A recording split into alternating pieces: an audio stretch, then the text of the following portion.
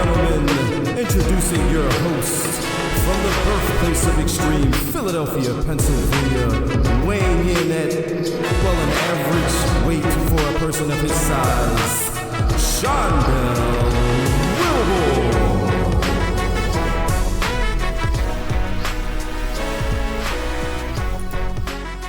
And ladies and gentlemen, welcome once again to the Buried a Booking Podcast, Wrestling Podcast. My name is Dell, that is Devin, and not a whole lot happened over the weekend here in the world of wrestling. Of course, you know, we record on Sundays, and it is currently November the 26th. As we record, we did have Survivor Series last night, but you know, it was there. It was very, very uneventful show, but I guess we'll talk about it anyway. First of all and foremost, how are you doing, sir? Oh, I'm great. Great. Okay. Staying up late to watch wrestling, and then still waking up at my regular time. Yeah. At least WWE did a little bit of favors to people. This was not a lengthy show. Oh, was it 3? Maybe? Yeah, 3 hours. 3 hours? Yeah, 3 hours. I know you didn't watch the pre-show, which you don't need to. It's just all talking and promo vids and all that good stuff. But you know, it was it felt, you know. I was finishing The House of Usher. On Netflix. Okay. Watch it. Yeah. I watched the last couple episodes because my wife was watching it, and then I want to say maybe like the last 4 episodes I watched. So I'm like, all right, watching it mid series is trying to get under, like, what the hell is happening? No, you fine. Why? Okay. No, yeah. I ain't know what the fuck was happening until the last really 2 episodes. Okay. Yeah. When they explained everything. Yeah, exactly. Yeah, because literally it was like the last, like you said, couple episodes is when, oh, that's why all of these things is happening to all these people. Yeah. Oh, I see now. That was it. Yeah. It was a ride. Yeah. Yeah. I enjoyed it. Because my man, the boy Raul Coley, he been in a lot of good Netflix shows. And I'm a big fan of him. Older gentleman? No, right. That's the he's the English Middle Eastern dude. The game dude. The dude okay. Yeah. That's Raul Coley. Okay. He be all on everything. He good. Okay. All right, yeah. Cool. What's the joint with the vampires? The dude with the vampire, he was a sheriff. Damn, I'm drawing a blank. My memory is fried. Oh, these. I need some of that ginkgo biloba. It was old age and all that, all those damn war games last night. Yeah. So let's talk about initial as a whole. How did you like the war games PLE from WWE last night? Everything was cool. There's only one. The whole series, Survivor Series, was great, except for one match. We'll get to that later on. I think I know which one, but surprisingly, it's different. Okay, but only one match I didn't really get into. Sat with my daughter and we stayed up and watched it, so that was, that made it even more enjoyable. Yeah, so it was good. Yeah. I know your daughter is a fan of women's wrestling, and she came to the right place at the right time, and they got right to it on Survivor Series because they opened the show with the women's War Games match. And this one saw Bianca Belair, you had Shotzi, you had Charlotte and Becky versus Io, Kairi Sane, Asuka, and Bayley, Damage Control. And I very much enjoyed this one. It was good. Yeah. Bayley and Becky started the started it, and I believe this one, yeah, because the heels had the advantage in the main event, so the baby faces had the advantage in the women's match. They usually flip flop. So yeah, so this one started, like I said, baby faces with the advantage. Bailey and Becky. I know you're not a huge Bailey fan, She but annoys the shit out of me. but how did you feel about Bailey's performance in War Games, especially starting the match? She started good it wrestler. and finished it. Yeah, good wrestler. Good wrestler. No problem with how she wrestles. You just anything don't like like Bailey. that. I don't like her opening her mouth. I just don't like it. She's so annoying. Like, she's the type of person that when they start talking, I would walk away from mid sentence. As soon as I'm leaving, I'm done. And I don't know why. I like the whole attitude thing about her. You know, her flipping the dude hat in the crowd. Yeah, like he Bailey's looking a like jerk. Yeah, I dig that. But I don't like when she talk. Okay, all right. I don't know.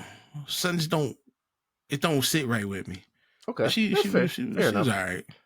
But yeah, so Bailey, Bailey and Becky, like we said before, started the match. This match had some pretty good moments, pretty good spots there. Shotzi getting spiked on her head, no pun intended, from from that suicide dive she tried to do through both rings and got DDT planted. It was a lot. Yeah. And what's the Joe who put the trash can on her head? Oh, EO.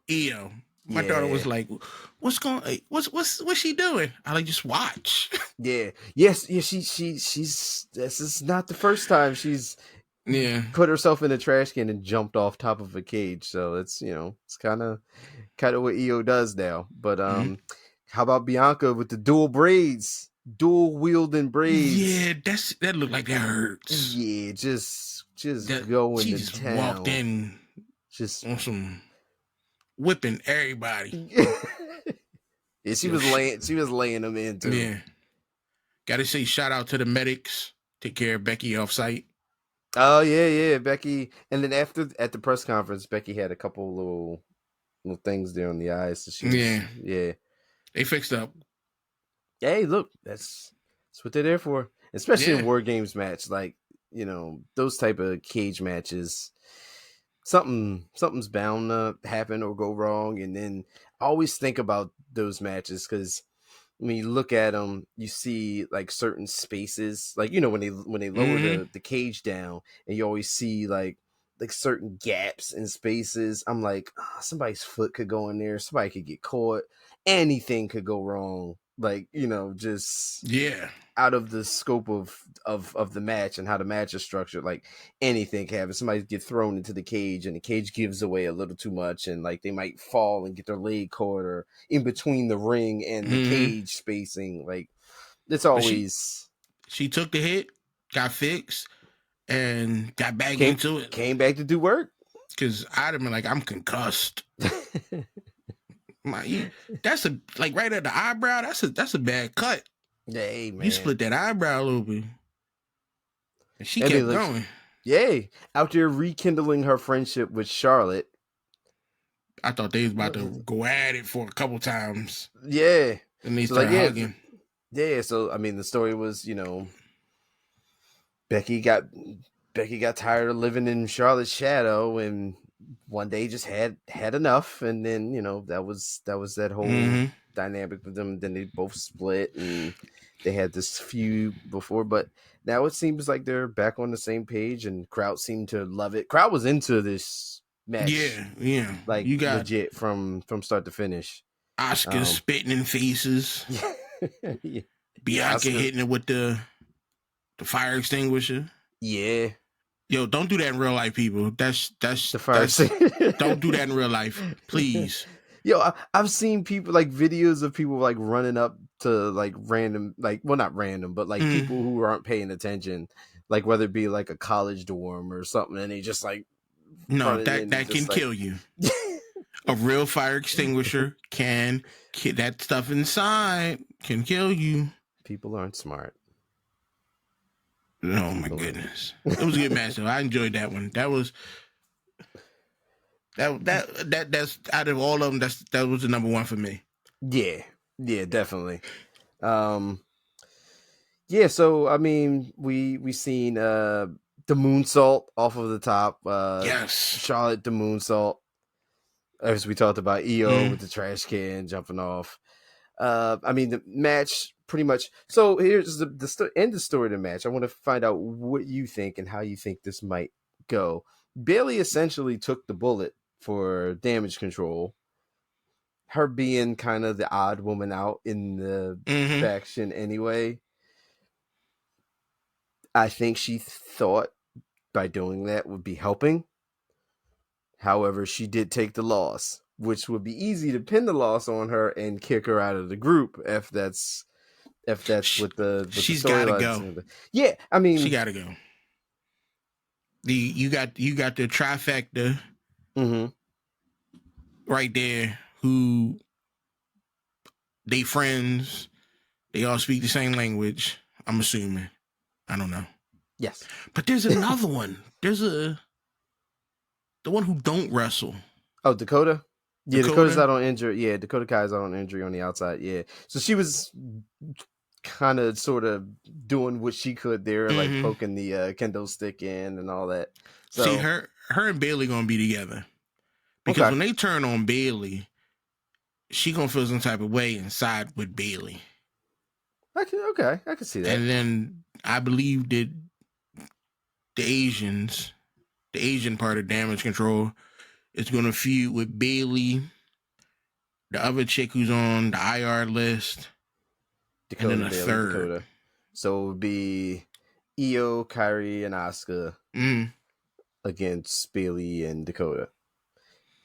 Yeah, I still don't know Dakota's recovery. Like, I don't know how far out she is from returning to in-ring. I know she had the knee problems and all that. So, but I mean, I don't know if they're going to drag this unless Bayley teams up with Piper and the other weird lady. Well,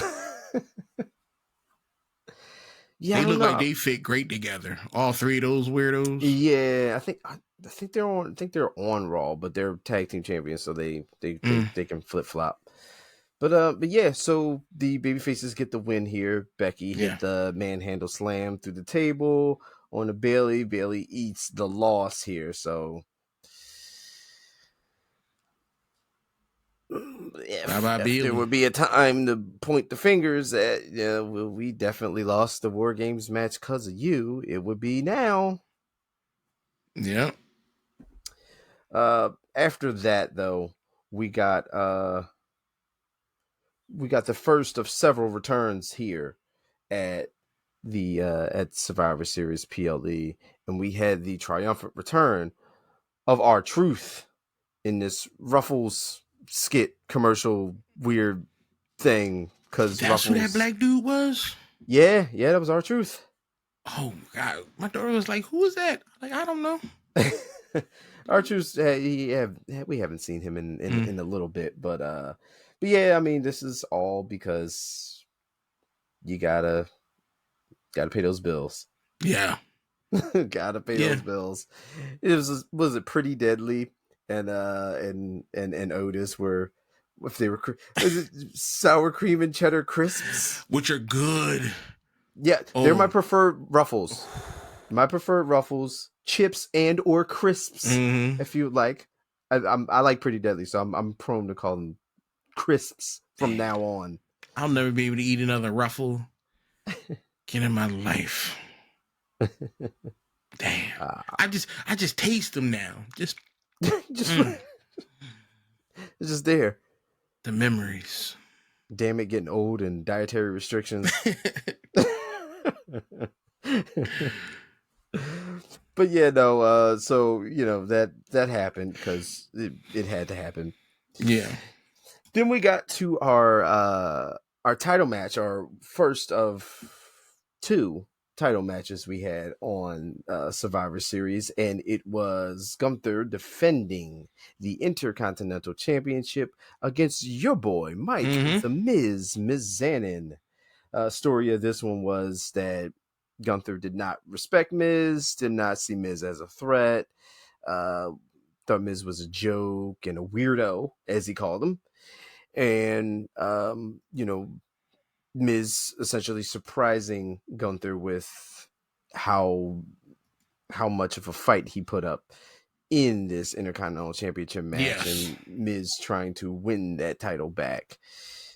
As he says, he made that title relevant. So this back and forth here was it was a good match. I really enjoyed it. It was a really hard hitting, tough. Miz laid in some good chops. I was like, bravo, Mike. It was some... as much as I wanted the Miz to win, I knew he wasn't going to pull it against Gunther.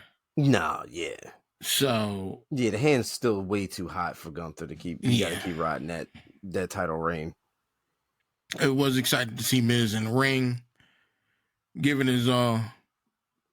But this was Miz turned up a couple notches. Like, wasn't your standard Miz match. Because Gunther is taking out harder hitting dudes. Yes. So I was alright by this one. Even Miz though it didn't turn out the way I wanted. Miz did a few, did the figure four on the ring post, a la Bret the Hitman Hart. Yeah. And a lot of stuff there. And like I said, but Miz landed some good chops. I was like, okay, Yeah, it was worth it. Yeah. But in the end, Miz got tapped out with the crab with the knee in the back. Yeah, that did not look fun. He didn't do him like that. That did not look fun at all. So Gunther retains the Intercontinental Championship here, and I don't know what do you think is next for Gunther? You think we go back to Chad Gable now? No, and not yet. No, I think Chad Gable's probably gonna. I feel as though Chad's gonna go for a tag team, John. Well, you think him and Alpha Academy might him and Otis might do something else, or because he not big time. First of all, well, we'll see. Maybe now if they do some stuff on Raw, like they do like those matches. When maybe you get an Intercontinental Championship match or something like that. If they start setting that up, then we're like, all right, maybe we might be leaning towards a Royal Rumble match, maybe. But see, I just don't feel as though Chad. There's nothing there right now. Like they put him on ice. They put Chad Gable on ice because for a while there it was so hot and it was like Chad Gable was on fire and was like, all right, look. This is the guy. Like, give it to Chad Gable. Chad Gable is the dude. Like, we know what he can do. We know how good he is, and we saw the match he had with Gunther. So let's run this back and let's have Chad be the guy. Didn't happen. I just don't feel as though I don't like the attitude. You don't like Chad Gable's attitude? Nah, you two. Why are you upset? Are you happy? His emotions just seem all over the place. Yeah. Like we got medication for that. We got mood stabilizers, things like that, that'll help you out. Because one minute he seems joyful and happy, then he just flips the script. Hey, it's a lot being the head trainer in Alpha Academy. No, Otis is the shit. Chad need to take a step back. Otis was running things right now. Fighting over chips. Oh, and let's not forget Tozawa and the Ruffle Shuffle. I wasn't ready for that. Yeah. I wasn't ready to see that. I'm like, what are you? And then the ball. That's why he's angry. His damn team's doing a bunch of weird stuff with chips or crisps. The boy was like, keep it PG-13. Keep it PG-13. Like, what What type of weird shit you into? That ruffle shuffle, man. That ruffle shuffle. Then we got a match that I was very excited to see, and it didn't disappoint me. It was Dragon Lee versus Santos Escobar. Looked like it was supposed to be Santos versus Carlito. However, they did the injury angle where Santos took Carlito out of the match, and Dragon Lee stepped in. Wants to defend the honor of Rey Mysterio. Wants to, just Santos is a jerk and needs to be fixed. You gotta understand what the man going through. Like, he is dealing with a lot. Betrayed. Yeah, Santos feels betrayed. Like, it was supposed to be him and Rey, right? And here come these other people. Like, Carlito just came out of nowhere and just blamed Santos for Rey losing to Logan Paul, and he like, yo, like, who are you? Why are you here? Like, this ain't got nothing to do with you. You just got here, and already you stirring the pot, and then everybody seemed to be looking at Santos like he's the problem. He wasn't. Well, he wasn't until he was. Yeah. As I see these events going on, and I'm like, I just don't like when motherfuckers talk about family. I think that's what the problem is. You got PTSD from Fast and the Furious movies? Yeah. This is all about family. Shut up. No, but I'm starting to get more into the bull Dragon Lee. Yeah, Dragon Lee's really good. Yeah. Yeah, Dragon Lee's really good. Santos got an early start to the match. He was in control pretty early. Then they had some back and forth. Dragon Lee hit some high flying moves, but like I like Santos Escobar. I like the entirety of him. Like, I like how his character is. Like, I like his in ring. I just like how he carries himself. Like, Santos Escobar is a star. Like, I like Santos, and I mean, him and Dragon Lee did not disappoint in the match, and Santos got the win. So I think you gotta keep that momentum on him. Keep him hot. Maybe he takes out everybody in the LWO. Maybe Dragon Lee's not, of course, in the LWO, but jumped in. But maybe he takes out his former Legado del Fantasma mates, and then maybe Carlito's back, and him and Carlito have a little feud, and then maybe, who knows, by then Ray's back, and then him and Ray have the big thing. I'm on it. Let's go with Santos. All right. So good win though. Good win with Santos Escobar. And then we go to paying some more bills with your boy LA Knight, and Slim Jims. You gonna disrespect the Macho Man Randy Savage? I swear to God, I can't believe when I saw that. The level you texted me, you were so mad. You don't. Yeah. I'm pissed off at Slim Jim.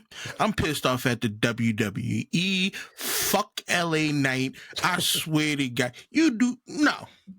Nope. That did it. That did it. That's the nail in the coffin right there. Macho Man Randy Savage, the greatest. They put him on the screen. No. They showed him.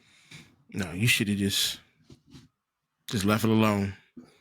Yeah, just left it alone. LA Knight's t-shirts like is the Slim Jim colors, and no. He also says yeah, so instead of oh yeah, it's now just yeah. No, he fucked it all up.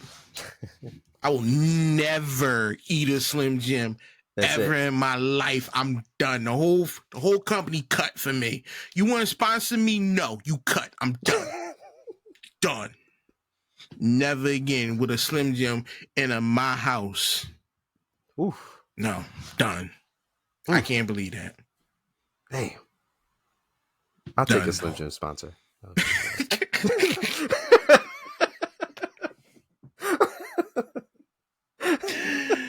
Oh.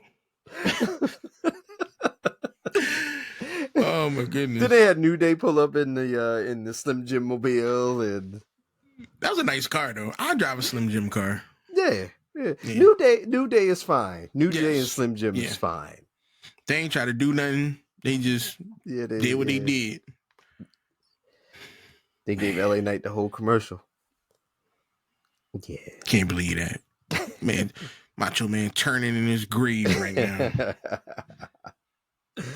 So after that we had the second championship match, and it was Zoe Stark was looking to dethrone Mommy Rhea Ripley from the Women's World Championship.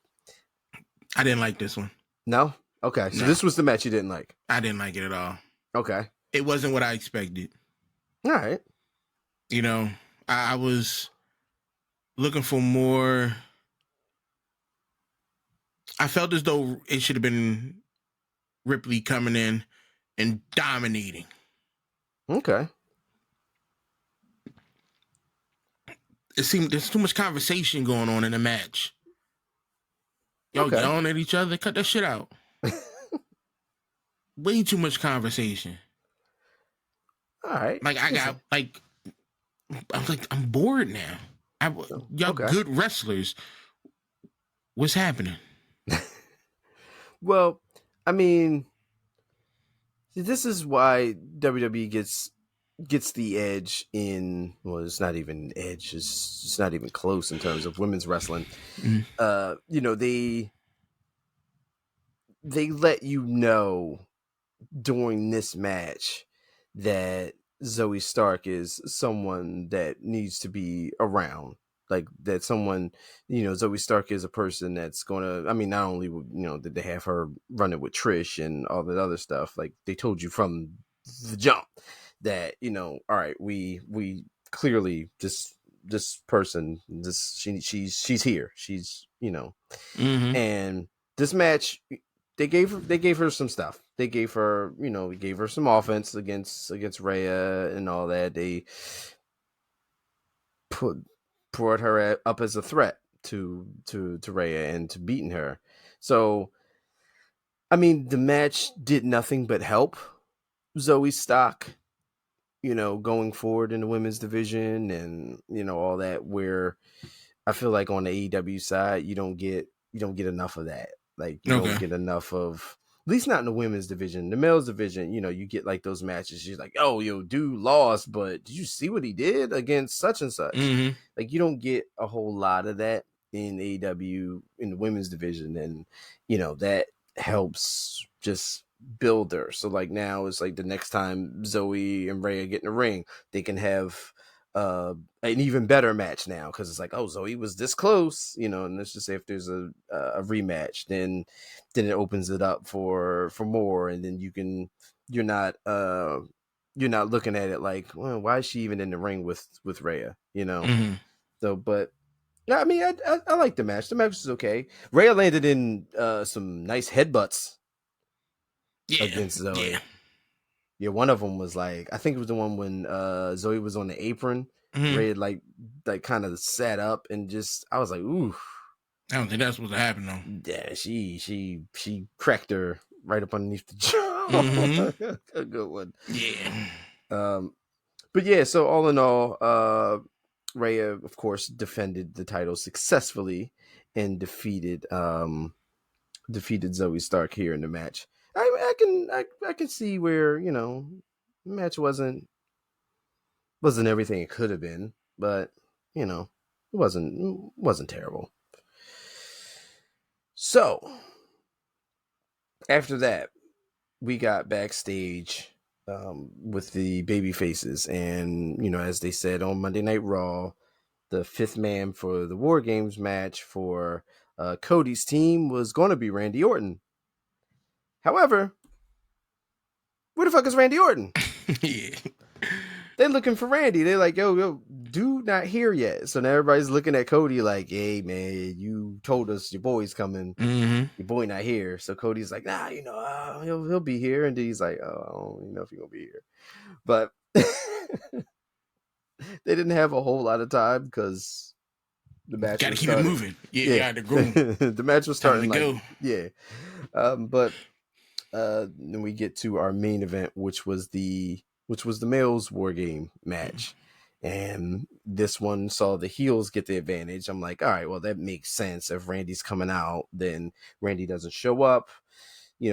Heels get the advantage, which means the last person would be the babyface side, which means, yeah, if Randy is going to be returning, he's going to be the last person out, and he gets the big ovation, which, spoiler alert, did wind up happening. But before we got from point A to point B, how did you like everything in between in the match? That was great. Yeah. It was great. It was exciting. I didn't like the fact that Drew walked out with the goddamn sword. I thought we passed that, Drew.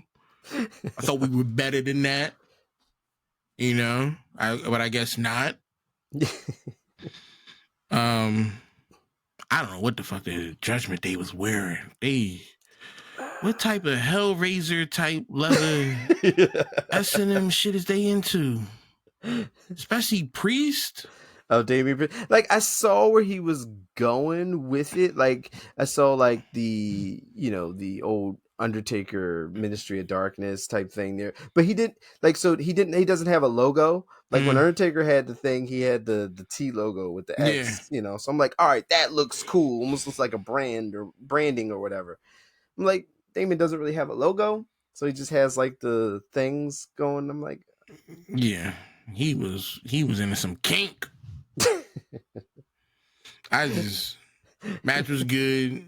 Yeah, match was good, man. JD, of course, JD McDonough was in there taking some hits because that's what he's for. That's what he's there for. That's exactly what he's there for. Then when the bull Damien got in. Oh yeah. Damien. Why he here? Just to get his ass beat. He gets his ass beat a lot. Dominic. What I call him? Yeah. Dominic. Yeah. Ass beat. Yeah, I mean, he's fresh off of being in JD McDonough's being that guy. But so all of this, yeah. So I mean, all of this, like I said, match was really good. Finn started with Seth. So those two were going at it, and the whole story of the match was, will Randy Orton show up or not? Will he or won't he? Will he or won't he? Will he or won't he?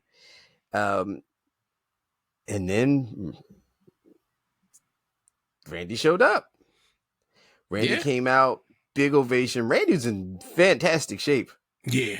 I was like, wow, okay. I was like, Randy's been, he's heavier, clearly he's been in the gym for a little while. Had that back surgery, was out for quite a long time. Where it was, a little touch and go. So nobody really, it took a while for him to get to a point where he could actually get back to wrestling. But he came out, threw some pretty good power slams, did some DDTs, and turning the table. Yeah, and the match, once the match started, it wasn't too long after that the match was over. But I mean, we did get to see Randy Orton he did some things. Like I was looking at, I was kind of like, how's this thing? Is he going to do an RKO? Is he going to avoid taking a lot of bumps? I mean, he didn't take many bumps at all anyway, but I mean, not now. He just came back, so he's going to be in the dominant role. But, everyone was beforehand, speculation was, is he going to be doing the RKO because they, literally just landing on your back? You know what I mean? Just, and how many of those do you have left in you? If you got back problems like that.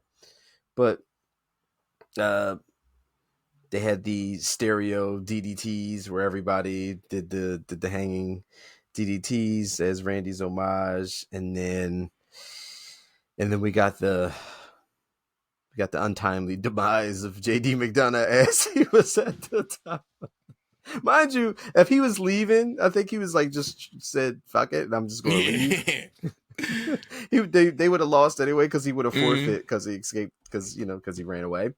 But so yeah, he got launched off of the top of the cage into an RKO, and that was the end of him.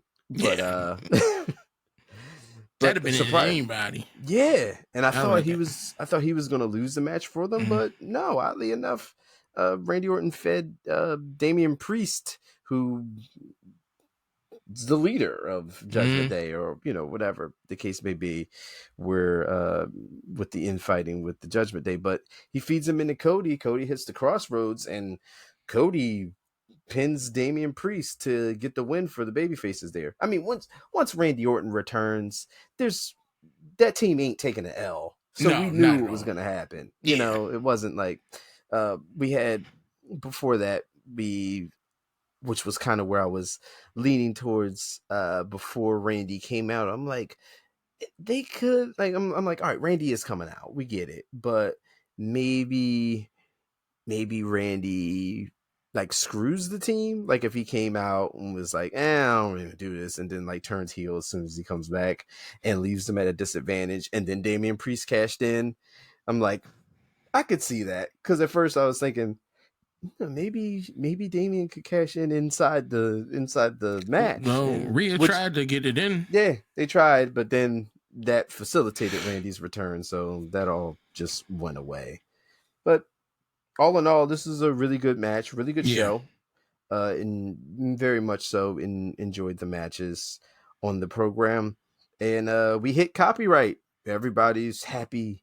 Everybody's chilling. Everybody's, all excited. Randy Orton's back. The baby faces are in the ring.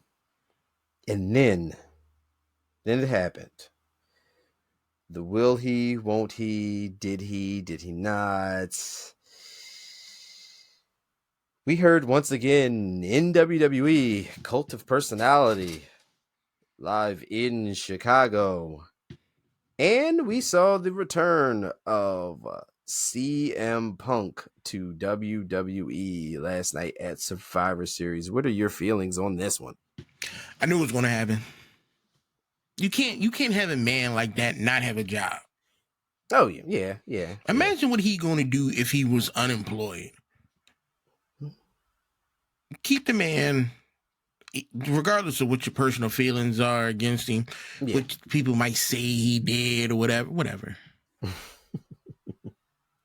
He sells tickets. He puts butts in chairs, merch, everything. You would be dumb.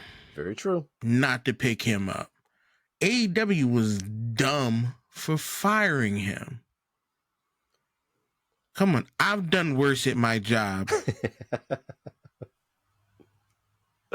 Like, this is a good move for the WWE. Yeah, Real good move. Yeah, I mean, you think of it, and where WWE's stance was if the fans wanted it and demanded it enough, which I mean, clearly they would. I mean, who wouldn't? Like you said. People in the wrestling world, just CM Punk's just that guy. He's a person that no matter what happens, no matter where he is, even if he's not involved in wrestling at all, even the years he wasn't, like people still chant his name, people still talk about him. It's it was inevitable for WWE and CM Punk not to have this moment at some point.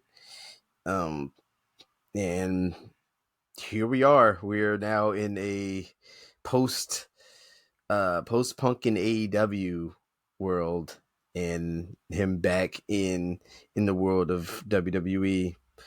Like you said, regardless of how people feel about him, you can't deny the facts. Yeah, because the whole place was roaring. Yeah, when he came out. Yeah, and I guarantee you, tomorrow night's Raw, is going to do astronomical numbers Mm-hmm. based off the fact that CM Punk did return.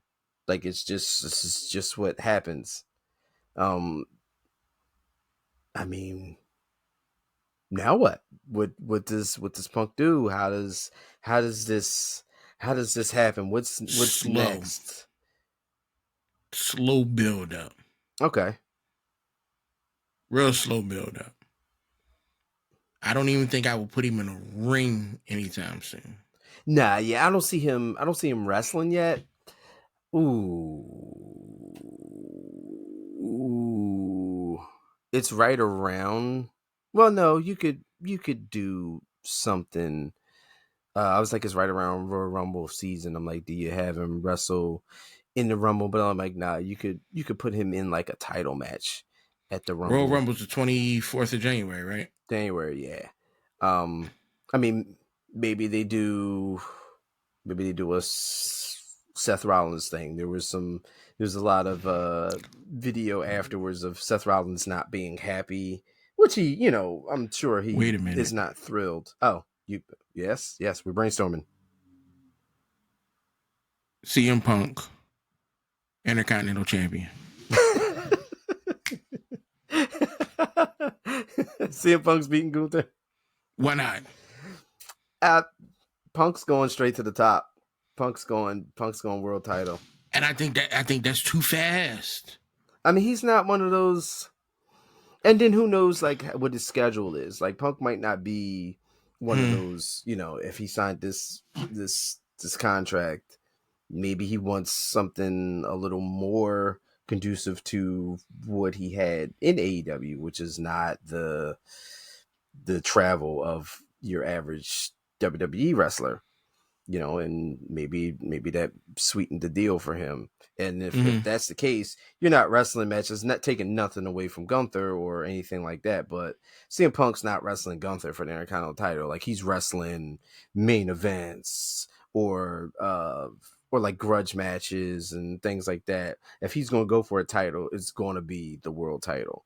So maybe it's something with Seth Rollins, because Seth went on record a few times saying he didn't want CM Punk. CM Punk was a cancer, yada, yada, yada. And then last night after the show went off, he was not too happy, which I'm sure part of it is, yes, he's probably not thrilled that CM Punk is back, but you're in the world of the WWE, and over there, they tend to turn those things into money.